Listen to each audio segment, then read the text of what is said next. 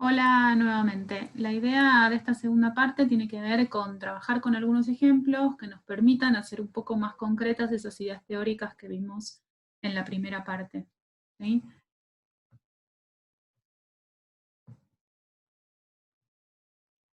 Para eso trajimos algunos ejemplos que nos permiten, por ejemplo, pensar la transposición didácticas.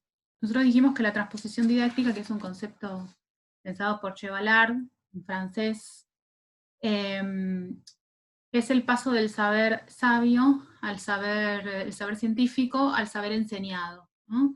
Y que eso no es una simplificación, no es que es una bajada, como decimos a veces mal los profesores, sino que tiene que ver con cierta traducción, ¿no? Permite reflexionar, tomar distancia, desarmar ese objeto de estudio y hacerlo entendible o comprensible para nuestros alumnos y alumnas. Obviamente es específico de cada disciplina, esa construcción didáctica es disciplinar y tiene que ver con una selección del conocimiento que nosotros hacemos, ¿no? Entonces por eso es muy importante cómo seleccionamos los contenidos. También lo vemos en el eje y en cómo se articula con los contenidos y con los objetivos. ¿Quiénes hacen la transposición didáctica? Bueno, los especialistas que desarrollan los diseños curriculares, o también los que construyen actividades o libros de texto, pero también el docente. El docente tiene una autonomía para tomar decisiones en función de los criterios que usa para seleccionar esos contenidos. Entonces, por ejemplo, el tema de este caso, de esta planificación, es género y educación. El eje que decidieron los docentes trabajar es: ¿la escuela construye héroes y princesas? O sea, acá ya hay cierta traducción. Primero, es una pregunta, es problemática. Segundo, no trabaja directamente el género, ¿no? Sino que a partir de estereotipos y de construcciones que se pueden hacer en la socialización, por ejemplo, escolar, van a desarrollar esta problemática. Es decir, que en principio lo problematizan, no lo simplifican. ¿Sí? Acá tenemos tres objetivos. Me interesa en principio pensar el último, valorar las leyes y las políticas públicas como una forma de compensar las desigualdades de oportunidades y reconocer nuevos derechos, porque es un objetivo que se articula directamente con un contenido actitudinal. ¿Se acuerdan que nosotros vimos en la primera parte que tenemos tres tipos de contenidos?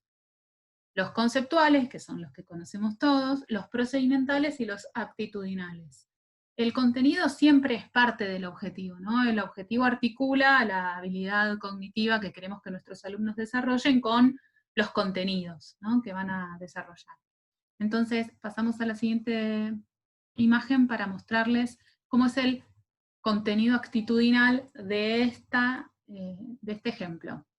Valoración de la educación sexual integral como promotora de prácticas educativas diversas e igualitarias. Estos contenidos actitudinales, como dijimos en el video pasado, son complejos, son difíciles de desarrollar en pocas clases, por eso en general ponemos uno solo, no ponemos muchos contenidos. ¿Sí? Los conceptuales, en este caso, no son una suma de conceptos sin relaciones, sino que son específicos a trabajar las relaciones de estos conceptos en función del recorte y del eje, ¿no? Por ejemplo, género y sexo, significados, diferencias entre ambos conceptos, prejuicios, estereotipos de género, roles de género y los estereotipos de lo masculino y lo femenino en la socialización, la escuela como institución socializadora y transmisora de prejuicios y estereotipos de género, situaciones de desigualdad de oportunidades derivadas de los estereotipos y prejuicios de género, la intervención del Estado, el caso de la Ley de Educación Sexual Integral, alcances y contenido normativo. ¿Sí? Y por otro lado, el contenido procedimental hace foco en los procedimientos de nuestra disciplina, pero de indirecta relación con las decisiones que se tomaron a través de los objetivos y del eje problemático. El contenido procedimental es observación y análisis de fuentes escritas, discursos, documentos, normativa, noticias y gráficas, fotografías, ilustraciones vinculadas con la vida cotidiana de las escuelas. O sea que lo que se van a proponer como contenido procedimental es el análisis de fuentes. Ahora esas fuentes están directamente vinculadas con lo que ellos quieren enseñar, ¿no? Por ejemplo, las normas de convivencia de la escuela, que es un documento escolar y que se puede analizar jerarquizando junto con otras fuentes, que pueden ser los medios de comunicación, o normativas de la jurisdicción, o de las escuelas de la jurisdicción, ¿no? Lo importante de los procedimentales no es solo que existan, sino que además nos propongamos enseñarlo en nuestras clases, ¿no? Por eso esta división explícita entre contenidos conceptuales, procedimentales y actitudinales tiene sentido a la hora de planificar las estrategias didácticas. Acá pasamos al mapa conceptual. Si bien es difícil la interpretación de un mapa realizado por otras personas, lo que me interesa que veamos acá es parte de la progresión de los contenidos. Nosotros habíamos pensado que una de las formas de hacer progresión en nuestra disciplina es ir de lo más cercano a lo más lejano. En este caso, si nosotros vemos el núcleo central del mapa conceptual, es decir, los conceptos que están pintados de verde, vemos género, escuela, orden social. Es decir, se parte de lo que los alumnos conocen, que es el concepto de género y sus significados, etcétera, en la escuela, que es algo propio de los alumnos, para después hacer alguna transferencia hacia el orden social general, ¿no? Cómo esa construcción de prejuicios o de estereotipos después ordenan de alguna manera a la sociedad en general. Pasemos a otro ejemplo. Los medios de comunicación son un tema recurrente para los profesores de sociología, ya sea en sociología o en algunas de las otras materias que nos toca dar, como por ejemplo educación cívica, ¿sí? Este eje tiene mucha significatividad para los estudiantes.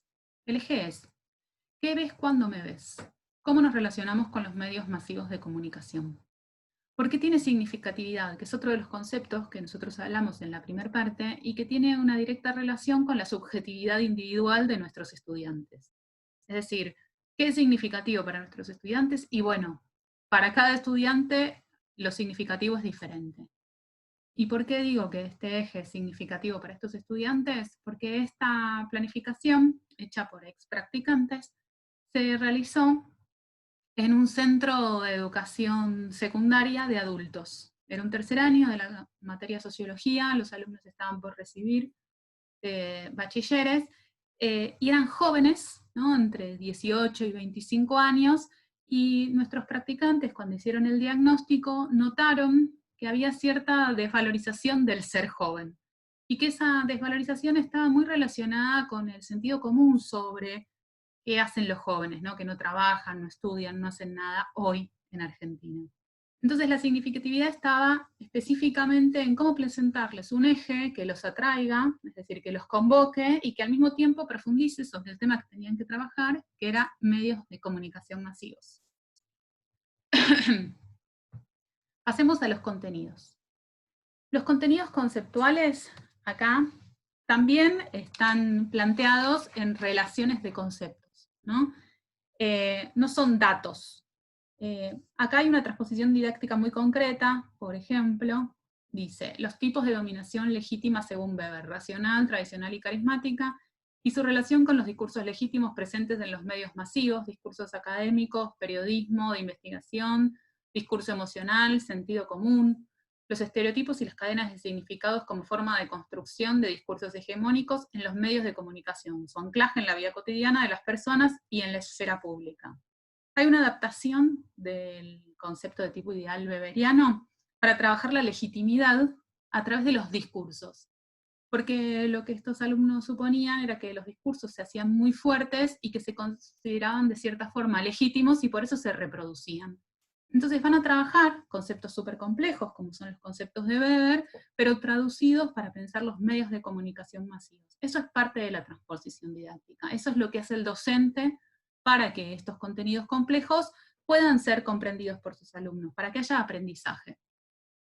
En cuanto al contenido procedimental, también es interesante analizar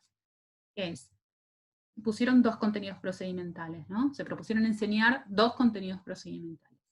Análisis crítico de los discursos presentes en los medios masivos de comunicación, a partir de la detección de la parcialidad en las fuentes, la diferenciación de hechos y opiniones, y la determinación de si los hechos permiten o no generalizaciones. Es decir, el procedimental no es análisis crítico de los discursos de los medios de comunicación, sino que explicitan qué es lo que van a enseñarle a los alumnos para que ellos puedan hacer un análisis crítico de los medios masivos de comunicación. El segundo procedimental también está ligado con nuestra disciplina, es lectura y análisis de gráficos con datos estadísticos referidos a la situación laboral de los jóvenes. Vamos al mapa conceptual. En el mapa conceptual también se parte de los medios de comunicación masivos, que son lo que los jóvenes conocen, pero lo que van a ir haciendo a lo largo de la secuencia es desarmar cómo son los medios de comunicación, con quiénes se entablan relaciones sociales, quiénes son parte de eso y cuáles son los consensos que se construyen para que se reproduzcan en la sociedad, en el orden social, determinados discursos como válidos, ¿no? Entonces el mapa también está pensado en función de cómo se secuencian los contenidos para este tema que es los medios de comunicación. Pasamos al tercer y último ejemplo. Acá tenemos un tema que es un clásico también para los que enseñamos sociología, que es derechos humanos. Es un tema que en general tenemos que trabajar y planificar. Acá podemos ver, obviamente, la relevancia social de este tema. Es un tema que siempre tiene relevancia social y cada vez más en la Argentina porque es un tema de agenda. El eje que construyeron nuestros ex practicantes es: ¿por qué no alcanza con que los derechos humanos estén en la Constitución Nacional o en las leyes? Acá el eje hace un recorte muy concreto en función de problematizar la práctica real de los derechos. No plantea un decálogo de derechos, cosa que muchas veces pasa cuando pensamos la planificación sobre este tema, ¿no? Por ejemplo, con los derechos del niño. En general lo que sucede es que se plantea trabajar todos los derechos, ¿no? Presentar todos los derechos. De hecho, hay muchas imágenes y actividades pensadas en función del trabajar con los derechos del niño, como Mafalda, etc. Sin embargo, es mucho más significativo trabajar con un derecho, o con dos derechos, como van a ser en este caso, profundamente, para que después nuestros alumnos y alumnas puedan transferir eso que comprendieron trabajando con un derecho al resto de los derechos, en este caso que son vulnerados, que es lo que van a presentar nuestros alumnos. En el caso de los contenidos, podemos ver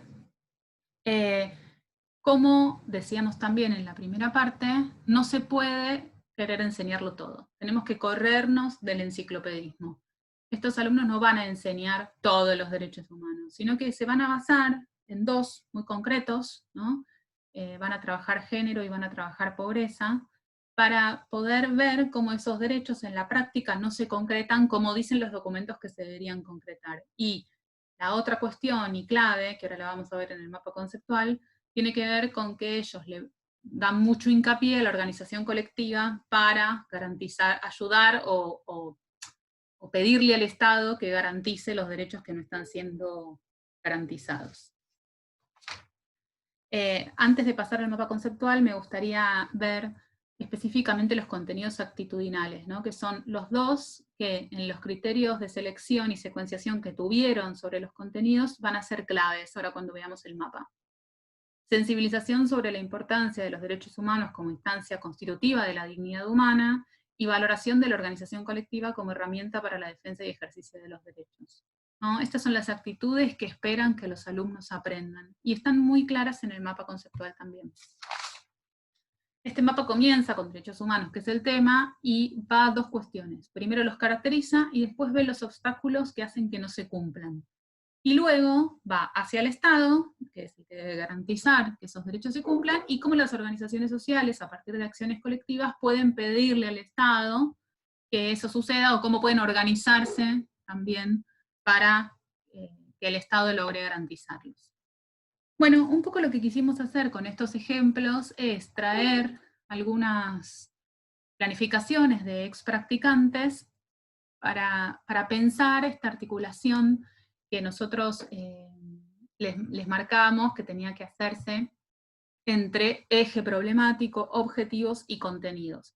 Nosotros empezamos construyendo los objetivos, que es como lo que nos da el hilo conductor, y el eje los articula. Y los contenidos tienen que ser seleccionados y secuenciados en función de eso que nosotros pensamos que nuestros alumnos tienen que aprender. Que no es siempre lo mismo, porque nuestros alumnos son distintos, pero además porque las instituciones en las que trabajamos son distintas, porque el contexto histórico es diferente, porque nosotros también cambiamos en qué pensamos que nuestros alumnos tienen que aprender en cada caso. Entonces, por eso decimos que no hay una receta. Por eso en la hoja de ruta van a ver que nosotros planteamos que no hay recetas. Simplemente tenemos que articular un montón de variables y en ese combo tomar decisiones en tiempo y espacio. Por eso también nos parece muy importante volver a este concepto de enseñanza situada. Todas las decisiones que nosotros tomamos son en un contexto particular. Y hacen a esa clase en ese contexto particular, es irrepetible en otro contexto. Bueno, muchas gracias.